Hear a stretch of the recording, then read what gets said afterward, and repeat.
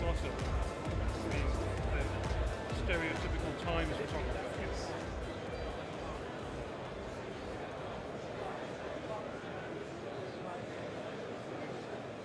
No. Huh? I don't want to step aside. Yeah, I'm sorry, I'm alright, son.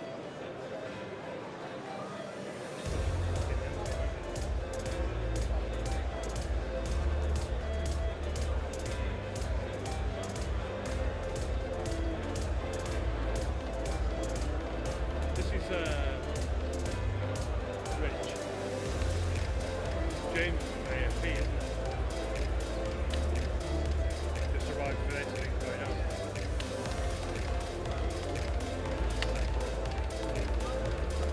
No. Just in here for Labour.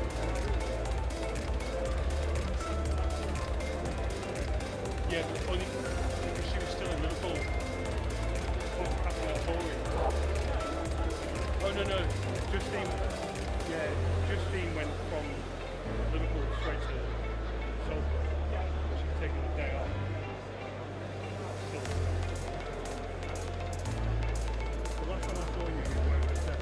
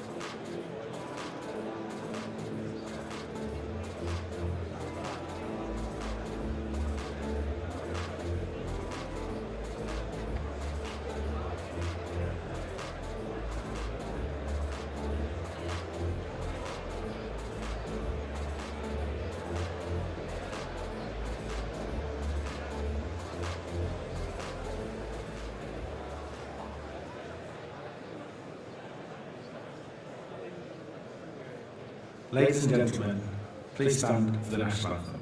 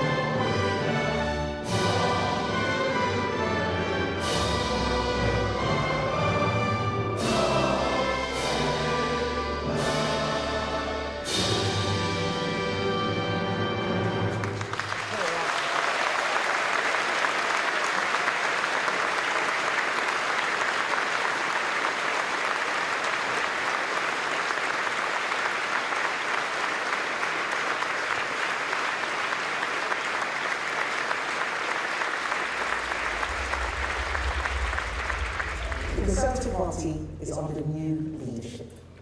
From now on, we are going to be telling the British people the truth, even when it is difficult to hear, fulfilling the role the British people gave us, fighting for common sense and truth, building a plan which actually delivers. We have to know what we are winning for and what we are going to do after we win. Building a proper plan, fighting for ordinary people, for the institution of the family, for business, for common sense, for less tax, less state and less interference. We are facing an economic crisis. There is only one party that has the experience and the plan to get us out of the mess we're in. He doesn't have the balls. He had a backbone, he would sack her. Be a leader, not a lawyer.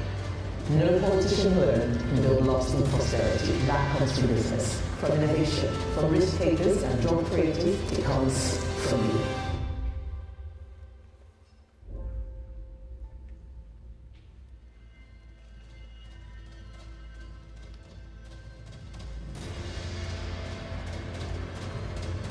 Ladies and gentlemen, please welcome the leader of the Conservative Party, Kemi Badenoch.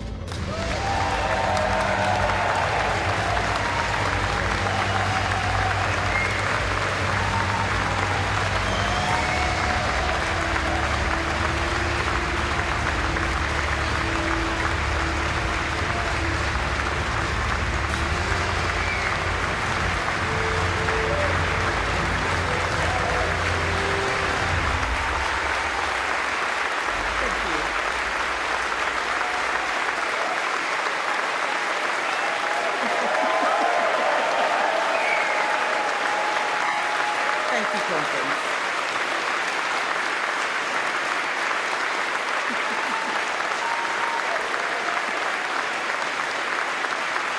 Thank you.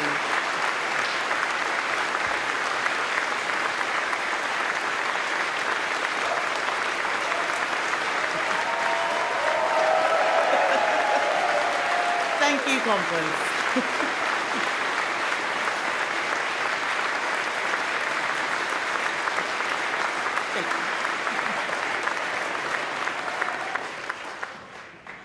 Thank you, Conference. Only the Conservative Party can deliver the stronger economy and stronger borders that will give people a more prosperous future. Every generation must face its test. In the 1940s, our test was to defeat fascism and ensure the victory of freedom. In the 1980s, it was to banish socialism and deliver prosperity. And in the 2020s, our test is to restore a strong economy, secure our borders, and rebuild Britain's strength so our children inherit a country that works.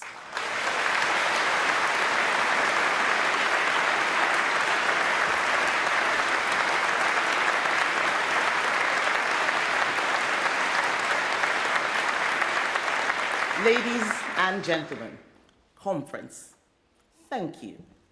Thank you for standing by the only party that can meet the test of our generation.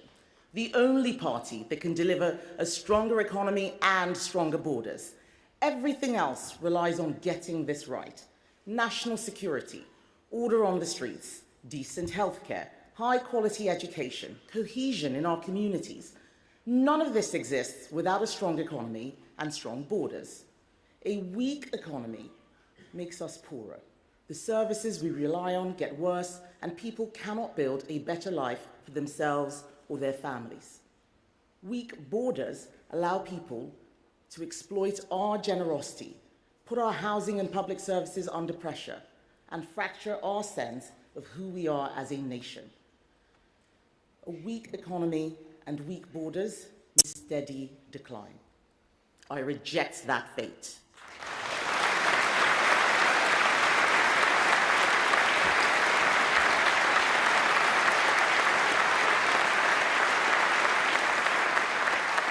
Together, we Conservatives will save Britain from that fate. And we can do it together because we are a strong team. My fantastic shadow cabinet, Mel, Chris, Claire, Laura, Rob, Andrew, both of them, James, both of them, Mims, Jesse Stewart, all of you, thank you. Thank you so much.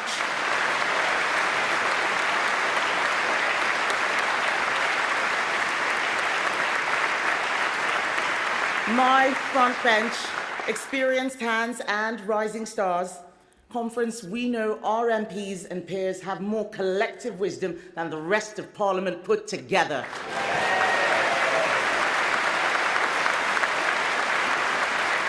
And it's not just them. Let's not forget Darren and our MSs in Wales, Russells, and our MSPs in Scotland, our fantastic mayors. Labour beater, Ben Houchin, Reform slayer, Paul Bristow, councillors, activists, you are our party, thank you.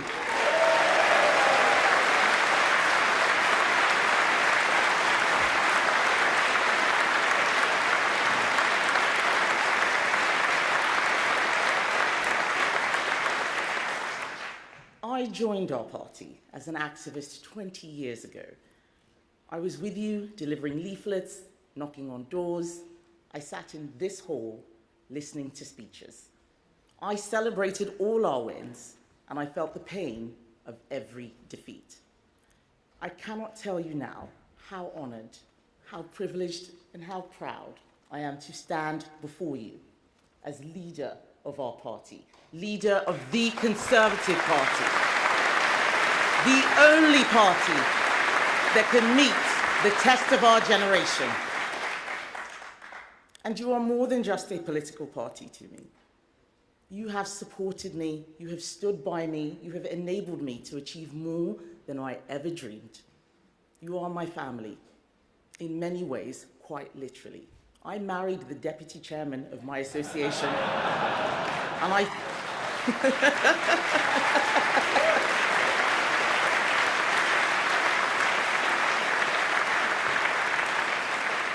I certainly would not be standing here today without my husband, Hamish. Thank you, Hal.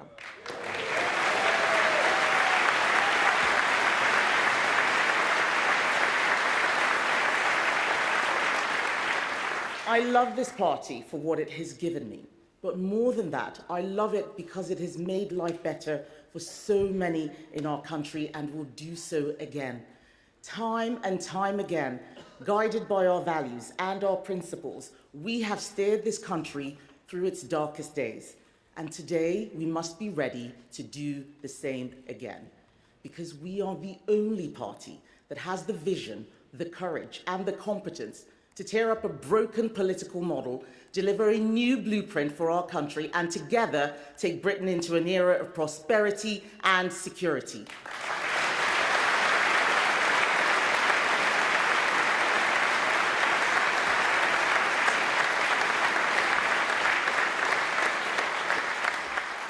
To do this conference, we must be frank about the problems our country faces, because they are not the same ones that we faced in the 1940s or the 1980s or even the 2010s. The country that Hamish and I were born in had its issues, but thanks in large part to hard choices taken by this party, opportunity was there for people who worked hard. People had a sense of pride in our national story and excitement about the future. I'm not so sure young people feel that way anymore. They feel they are living somewhere where things never get any better. Britain is stagnating while the world around us moves on. We are competing with restless and ambitious countries around the world. We are competing with 1 billion people in India striving to become middle class. We are competing with economic success stories like Poland. 15 years ago, Polish workers came here to find opportunity. Now, Poland is growing twice as fast as we are. While Britain was redefining what a woman is, China was building 5 nuclear reactors.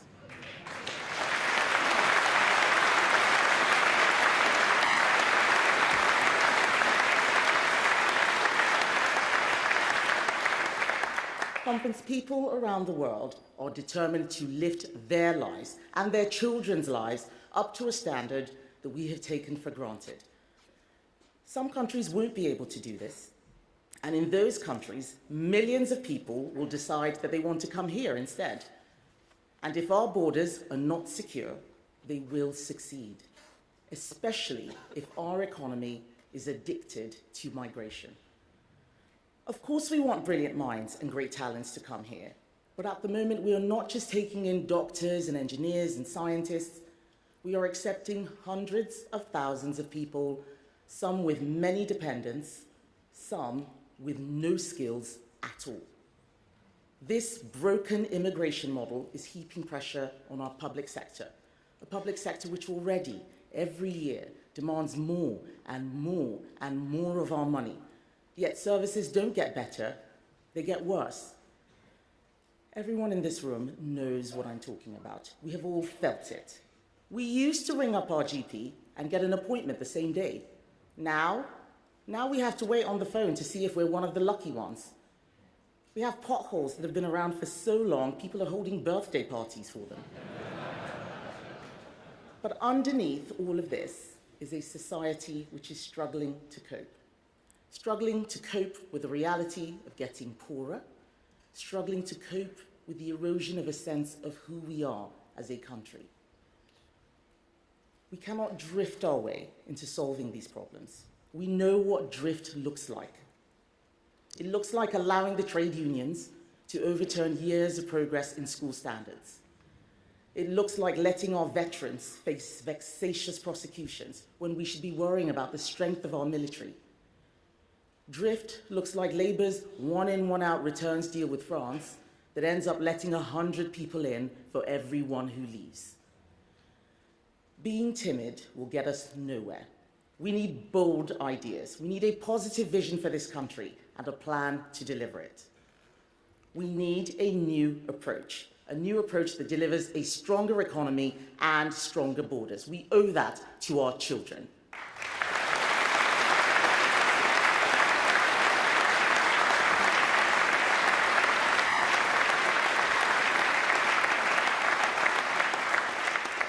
During our time in government, we did great things. Labour want to pretend the last 14 years were all bad. They want to forget that they were losing all that time. Let's remind them. Between 2010 and 2020, we slashed the deficit. We lifted millions of people out of tax and got millions into work.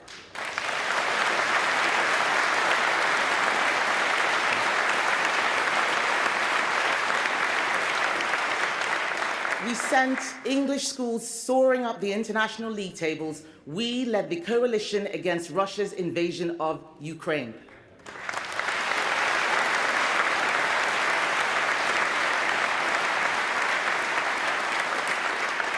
The conference, the truth is, we didn't always fight hard enough for what we believed in.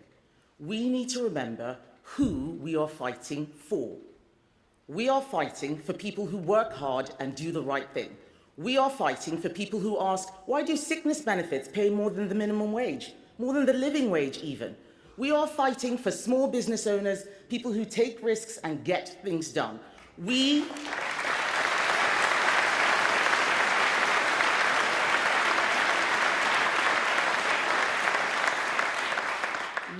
are fighting for the victims of crime. They want to know that we are on their side, that criminals will face the full force of the law. We are fighting for the farmers, putting food on our tables. These are our people, Conference. They are the backbone of our country. We fought for them before, and we will fight for them again.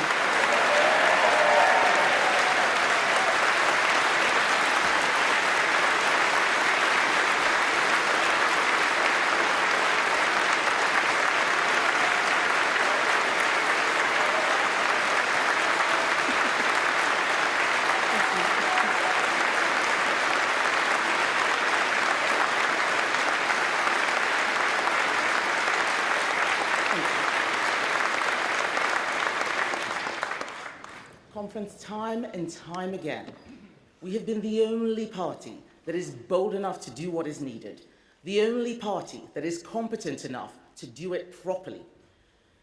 We were bold enough to create the modern police force, to introduce free state education for every child. We were radical enough to launch the right to buy, to free the workplace from the dead hand of the state, to give working men the vote, and better late than never, women too.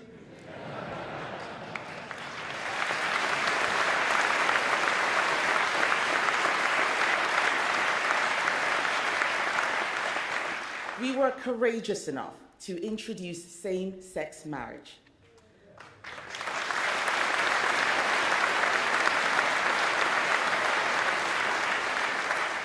And of course, we were brave enough to take Britain out of the European Union, honoring the biggest democratic mandate in our history.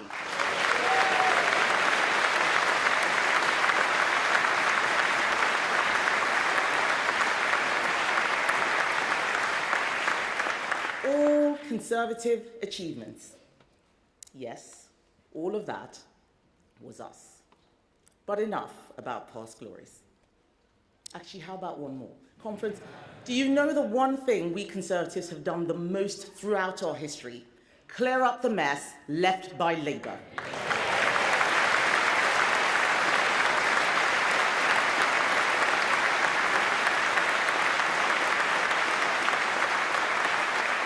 And my goodness, they are making one hell of a mess.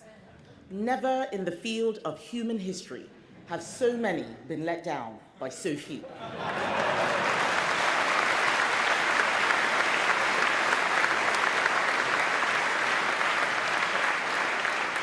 All they have delivered is a doom loop of higher taxes, weaker borders, and month after month of chaos.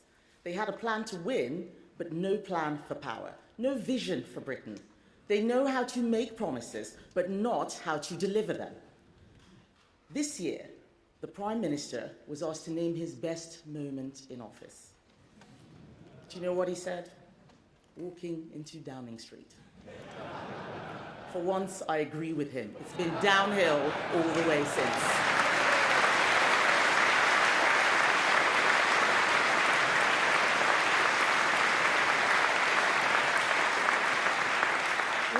What have Labour given us? An anti-corruption minister under investigation for corruption, a homelessness minister who made her own tenants homeless, a housing secretary sacked for dodging housing taxes. You couldn't make this stuff up. We had a transport secretary fired for stealing a phone, and our ambassador in Washington thrown out in disgrace. There is an old joke that a diplomat is someone sent abroad to lie for their country. Well, at least in Peter Mandelson, they had a man of experience.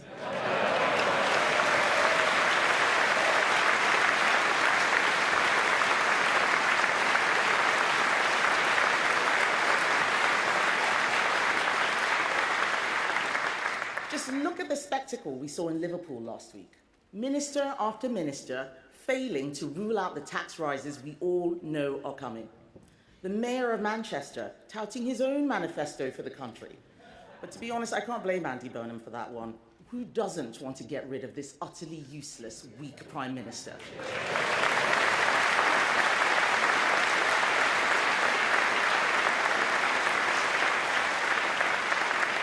After 5 years as Labour leader, people still don't know what Keir Starmer stands for. And you know what the real problem is? He doesn't know himself.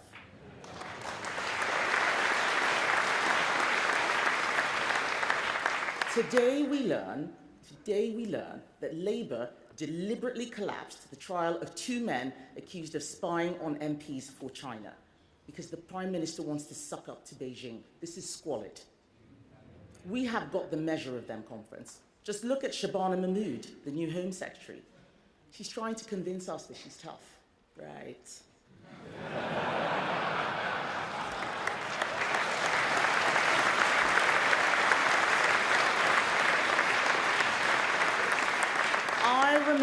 I remember when Shabana Mahmood tried to stop foreign criminals being deported. Do you remember that, Rob? I remember when she lay down on the ground in front of a Sainsbury's protesting because they were selling food from Israel. So forgive me if I treat this newfound tough image with a little skepticism.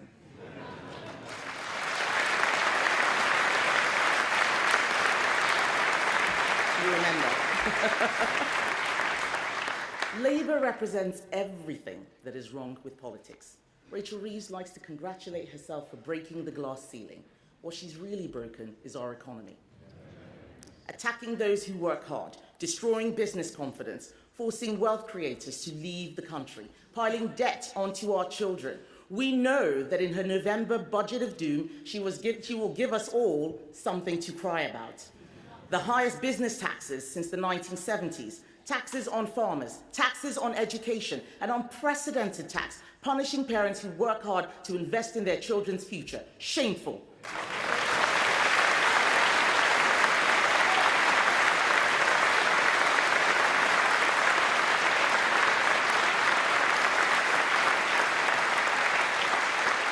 The tax burden is so high, it is making Britain poorer because business is giving up.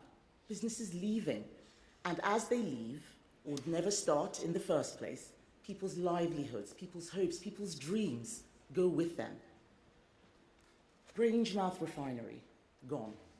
Merck, BMW, Ineos, pulling investment. Schools for children with special needs are shutting their doors. Farmers feeling they've got no way out. The London Stock Exchange dropping out of the world's top 20 for listings. Our party knows that a job is the best route out of poverty. We got unemployment to a 40-year low. And what has happened since Labour came in? A jobs tax, unemployment up, inflation up, borrowing up. These are the real-life consequences of a weak, directionless government. Conference last year, the public voted for change. But all they have been given is change for the worse. And because they are still angry with us, parties that in normal times would never be seen as a serious option for government are gaining ground, making promises they will never be able to keep. Let's look at what's on offer out there for all those disappointed by Labour. Reform promising free beer tomorrow, Jeremy Corbyn promising free jam, Lib Dems promising free lentils. All of them promising more spending, blowing up the public finances. Whether it's Starmer, Farage, Corbyn or Davey, all these men are shaking the same magic money tree. Following the same failed playbook, no plan for growth, no honesty about the scale of the challenges, and it always leads to the same result. More government, more taxes, more debt. It is irresponsible, it's cynical, and it's why Britain needs Conservatives back in charge.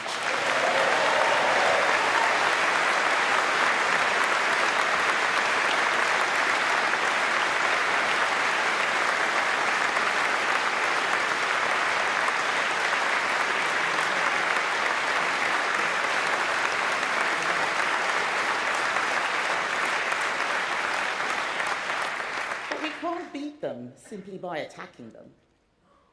As George Bernard Shaw said, never wrestle with a pig. You both get dirty, and the pig likes it.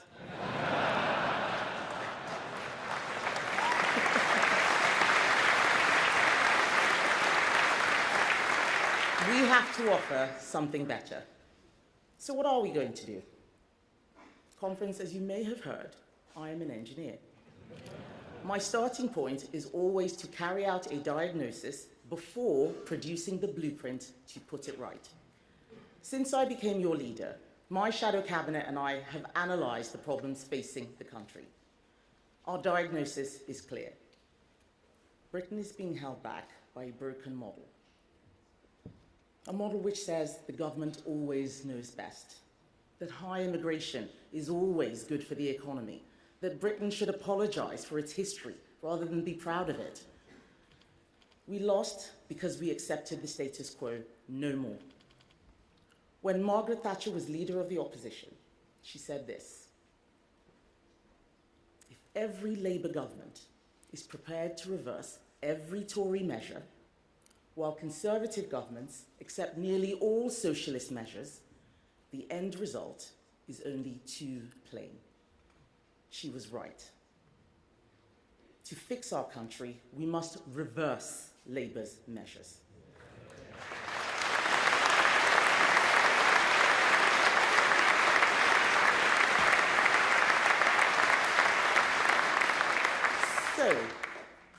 So, we will cancel their vindictive tax on education.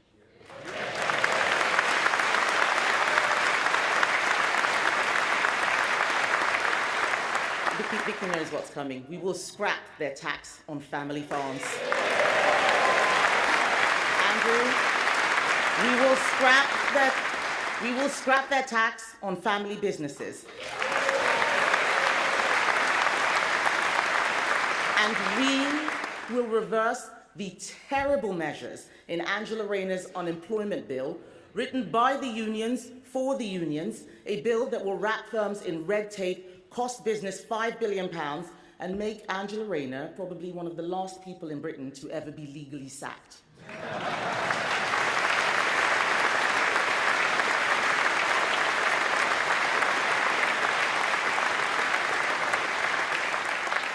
The conference simply unwinding Labour's measures isn't enough. We are Conservatives, not anarchists. I am an engineer, not an arsonist. So together, thank you. So together, we are going to build something better. We are creating a blueprint for Britain, a new settlement based on Conservative values.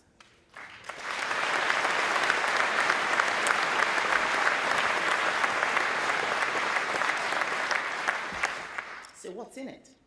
First, securing our borders. On Sunday, I announced our plan to take the UK out of the ECHR, to scrap the Human Rights Act, to deport 150,000 illegal immigrants. This is a plan, not a slogan. Next in my blueprint, work and welfare. If we want to end our over-reliance on immigration, then we must make sure that every British citizen who can work does work. Right now, there are 6.5 million working-age adults claiming benefits instead of working. You heard me right, 6.5 million. That is the entire population of Cardiff and Belfast and Glasgow and Manchester combined, being paid to sit at home all day. We cannot expect people to get up and go to work and pay more and more in taxes to subsidise millions of others not to work. It should not be controversial to say this. Conference, we have done the hard work, and we have a plan to cut welfare spending. First, British benefits for British citizens. It is common sense that you should not draw out of a system that you haven't paid into. Second, we will restrict benefits to those with the more severe mental health conditions, not anxiety or mild depression. Yes, these challenges are real and people should get support, but they cannot be treated as a reason for a lifetime off work. And third, we will restrict mobility vehicles to people with serious disabilities. Those cars are not for people with ADHD.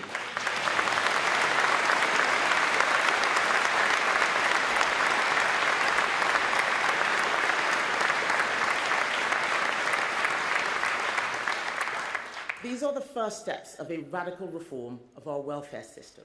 We will return it to its founding principle, that support only goes to those that really need it.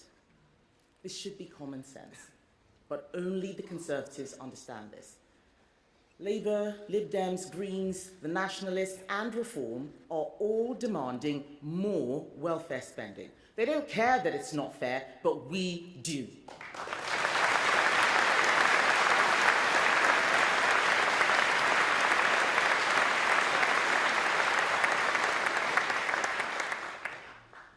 After COVID, 2,000 people a day were being signed onto out-of-work sickness benefits. It is a national tragedy that in just 1 year of Labour, the latest figure has more than doubled. 5,000 new people are signing on each and every single day. Many are young people who are losing the chance to make something of themselves, never knowing what it's like to pay their own way. This isn't just about saving money, important though that is, it's far more than that. It is driven by our deep conservative conviction that work is a good in itself.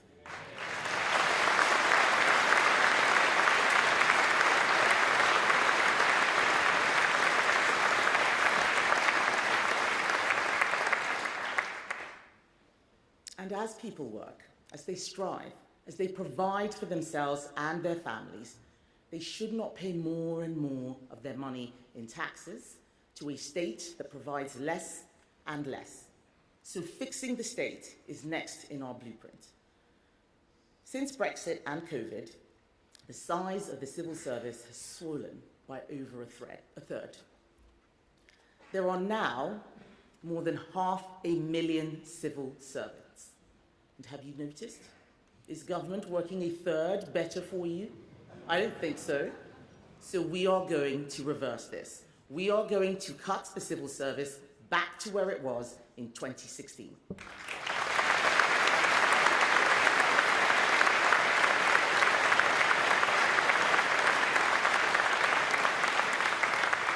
And as Conservatives, we don't just believe in reducing the size of the state. I have always said that while government should do less, what it does, it should do well. Let me give you an example. Conservatives are proud of our police. Unlike Labour, we will always have their back. But security and prosperity cannot exist in a country where the law is mocked, where crime is ignored, and where criminals laugh at justice. Right now, tens of thousands of police hours are wasted every year on non-crime hate incidents and form filling. Officers chasing tweets instead of thieves. The Shadow Justice Secretary is stopping more fare evaders than Transport for London. Thank you, Rob.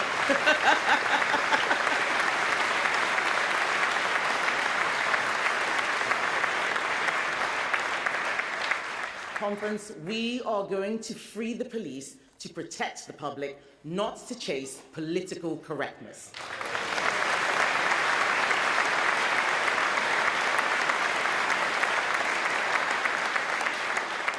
Right now, our police are spending 800,000 hours every single year waiting with mental health patients. 800,000 hours. That's the equivalent of 400 police officers doing nothing else all year except waiting around. No more.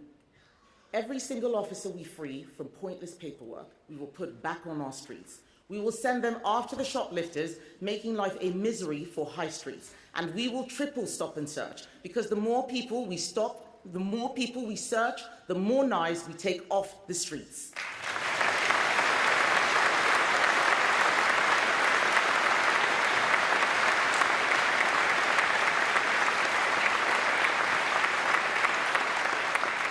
Across public services, we are developing similarly detailed plans to make things work better. In the NHS, industrial action has kept waiting lists high for far too long. Enough is enough. We will ban doctors from going on strike.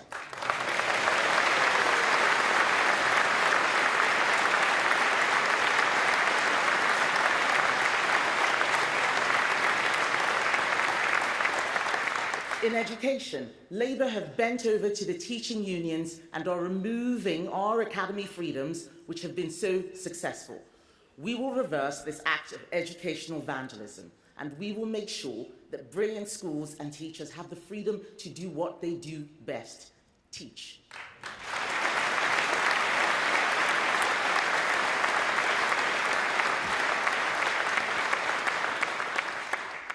Because education should be how people change their lives. It should help you develop the skills you need to get on in life. It should ensure you get the job you want. So, if your name's Rachel, you can be an economist instead of working in customer complaints.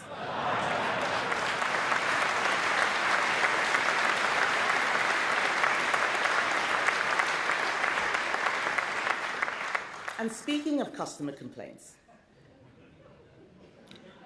let's talk about university. Every year, thousands of young people go off to university, but leave with crippling debt and no real prospects. Nearly 1 in 3 graduates see no economic return, and every year, taxpayers write off over £7 billion in unpaid student loans. Wasted money, wasted talent. That's every year. A rigged system propping up low-quality courses while people can't get high-quality apprenticeships that lead to real jobs. And this is personal for me. I did 2 degrees, one in engineering, one in law. But I also had an apprenticeship first. And while I can't remember how to do parallel integration, I can remember how to fix a broken computer, which I learned to do during my apprenticeship. I was working with adults, I was paying my own way, and it gave an 18-year-old me a self-confidence that my university degrees never did. And unlike my degrees, I wasn't left with any debt. So we will shut down rip-off courses and use the money to double the apprenticeship budget.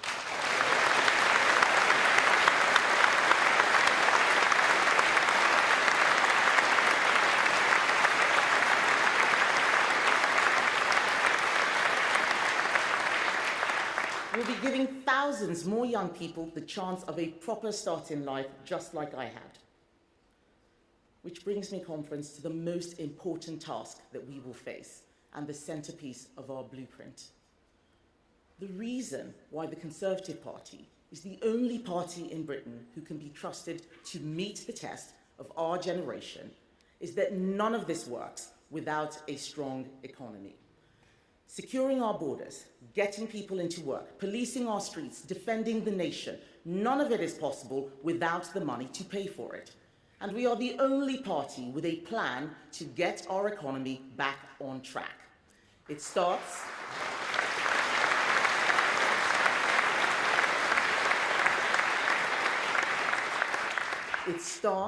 with fiscal responsibility.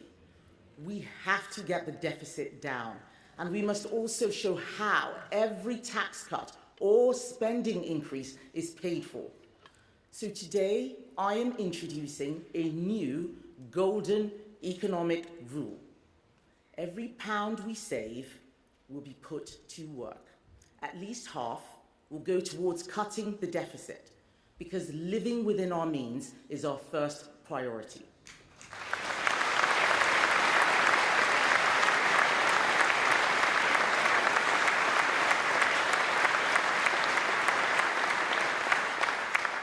And with the rest, we will get Britain growing and bring down the taxes that are stifling our economy. Over the next decade, Rachel Reeves is going to double the deficit with her borrowing and tax doom loop. She is stealing from our children and grandchildren, and Conservatives will put an end to it.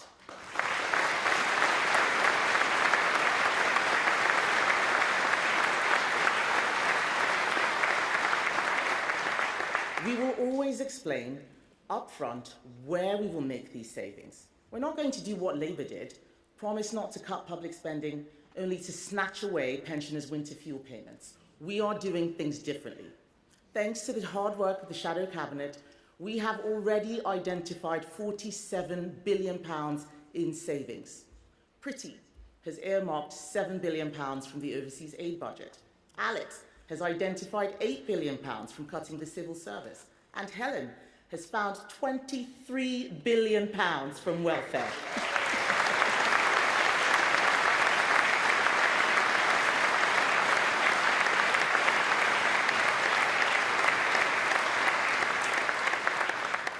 Under our golden rule, half of those savings will go towards reducing Labour's deficit.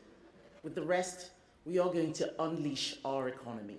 That's the Conservative way. Responsibility today, opportunity tomorrow.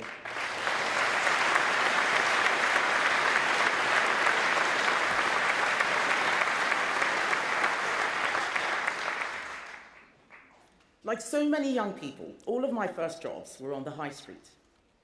Yes, in McDonald's, have I ever mentioned that? But it wasn't just me. All of my friends were doing similar jobs.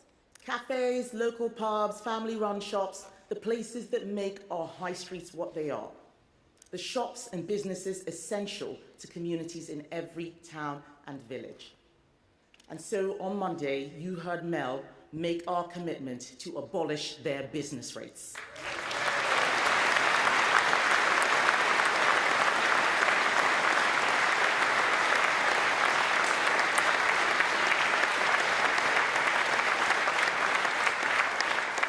So whether you're a councillor, a mayoral candidate, campaigner, I want you to go out there and spread the word that the Conservatives are bringing back the high street.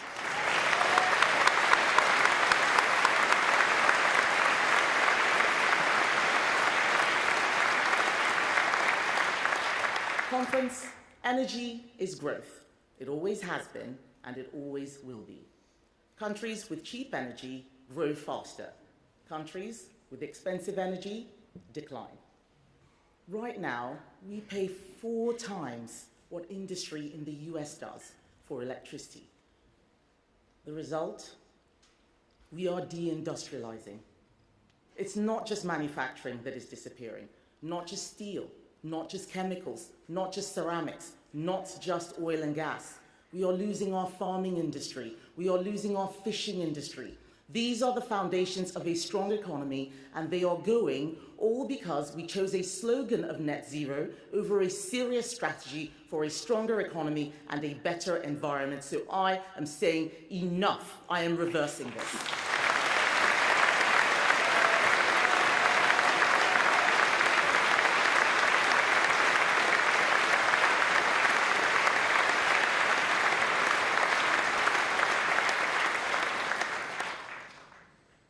We will get rid of the Climate Change Act and replace it with a proper strategy that actually works. A strategy which protects the natural environment and the landscapes we love. A strategy that takes sensible steps to tackle climate change without bankrupting ourselves in the process. We will cut bills for families, slash costs for businesses, end the madness that you have to tear out your boiler or disconnect your gas hob. We are going to bring industry and jobs back home. This is real action, conference, not slogans.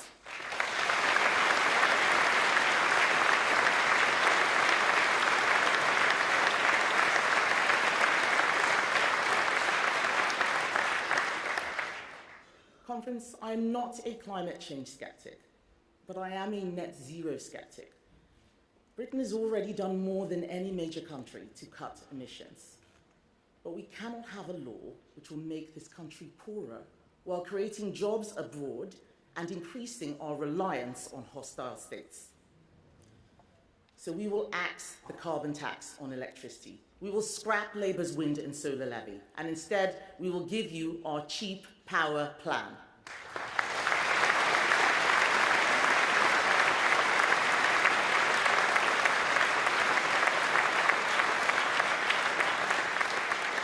Through this plan, we will cut bills by £165 for the average family, nearly £5,000 for the average restaurant, and over £1,100 for the average pub.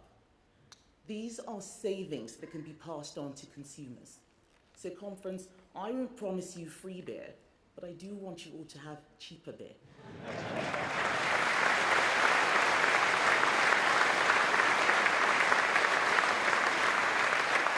So now it is time to put British prosperity first. Give this country the cheap, reliable energy it needs to thrive again.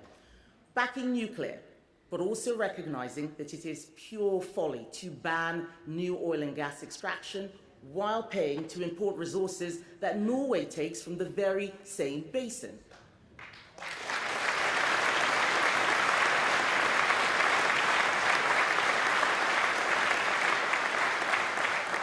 So when it comes to the North Sea, we have a very simple policy. Drill our oil and gas now.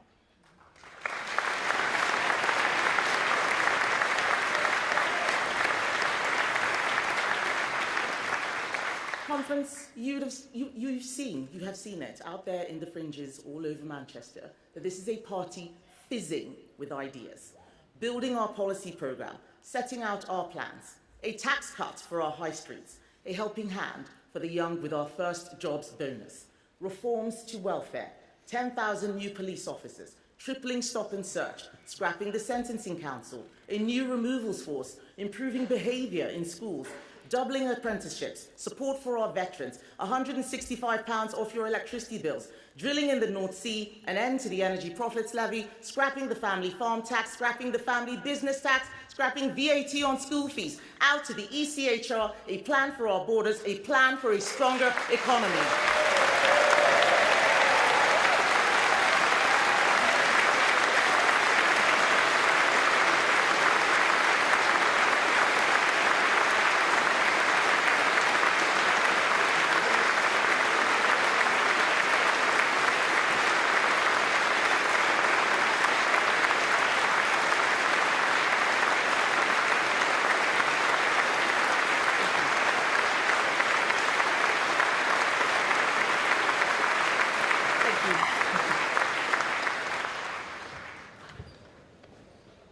And conference, because of all the savings we found and costed, because of the tough decisions on what the government shouldn't do, because of our golden economic rule, we can afford to make one more announcement. As the Conservative Party, we know who our people are. They are people who work hard. They are the people who save hard. They are the people who understand the importance of putting down roots. They are the people who make sacrifices today for a better life tomorrow. They do the right thing. Our people are the Brits who want to get ahead in life. At the heart of a conservative Britain is a country there's a country where people who wish to own their own home can. I remember the joy when I got the first set of keys to my first flat, the excitement of opening my own front door for the very first time, the smell of the fresh paint. I remember it just like yesterday. I want everyone in our country to have that feeling, to know it's your place, your house, your home. We Conservatives believe that owning your own home gives you a real stake in society, roots in your community. But our housing market is not working as it should. There is a big barrier that keeps getting in the way. That barrier, conference, is the tax you have to pay when you buy your home.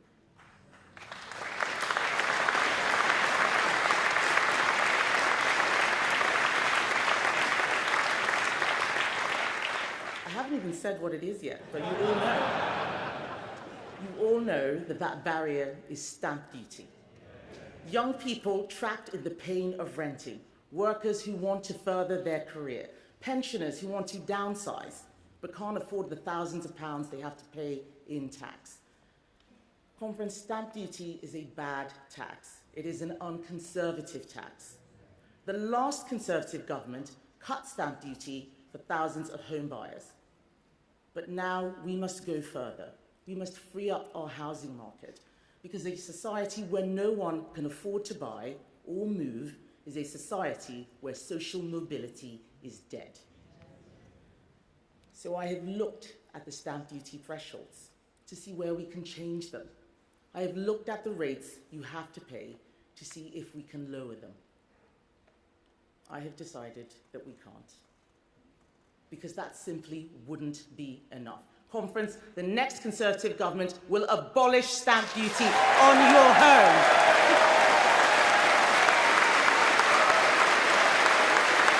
It'll be gone.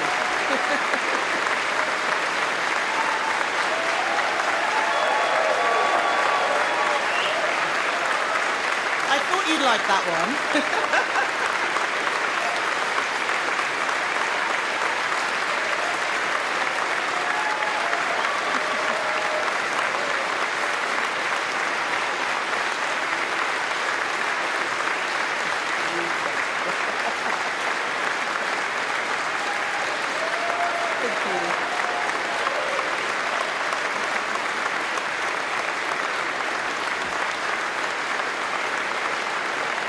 Thank you.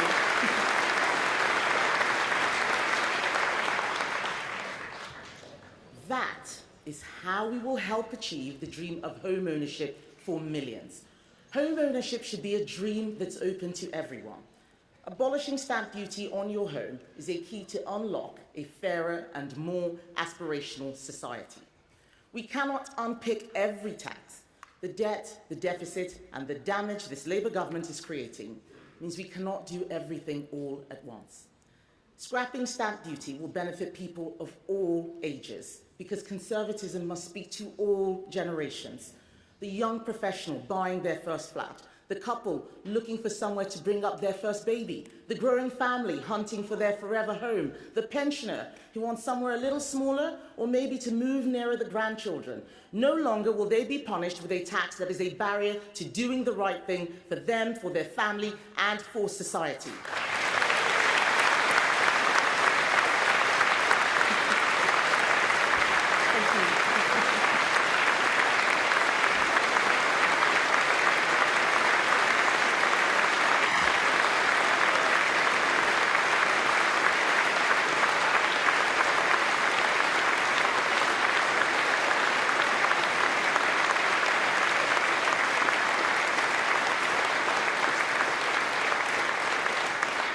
And this change will bring wider benefits to our economy too. Because every time a home is sold, it triggers a chain reaction of activity. Movers, builders, decorators, flat pack furniture and DIY, trips to Next, John Lewis and IKEA. And I can afford to do this while still leaving space within my golden economic rule. Because that's the fiscally prudent way to do things. That's what conservatives do.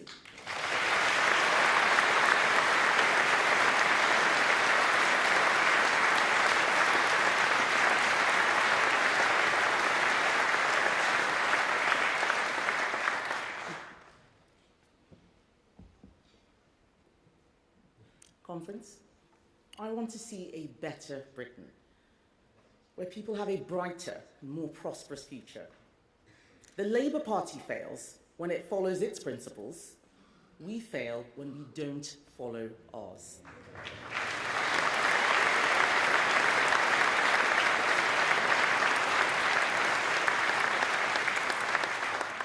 We are going to follow the same timeless conservative principles which have led us to success in the past. Personal responsibility, free enterprise, family, freedom of speech. People want to know what I stand for? I stand for a government that takes less of your money and doesn't interfere in your life, where the state does less but does it better, where those who create wealth are welcomed with open arms, not driven from our shores, where reward matches effort, where Britain stands tall in the world. I stand for an economy where profit is not a dirty word, where enterprise is supported, not crushed.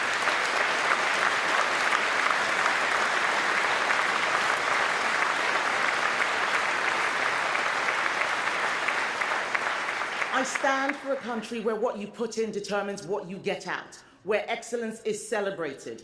I stand for a country where actions have consequences, where we talk about responsibilities as well as rights, where crime is punished and justice is served, where the welfare of victims outweighs the welfare of criminals.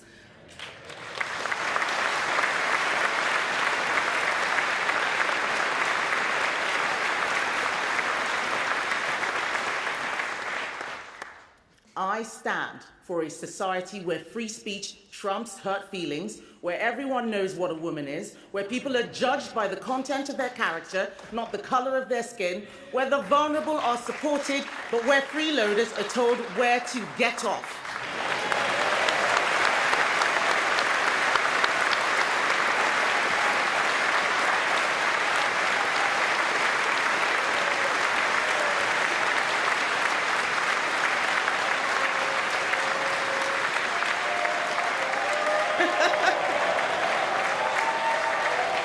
Conference, I stand for stronger borders and a stronger economy so that the young can fulfill their potential, the old can live out their years in dignity, and everyone can achieve their dreams to own a home, run a business, raise a family. This is the Britain I stand for. If it is the Britain you stand for, then stand with me and let's build it together.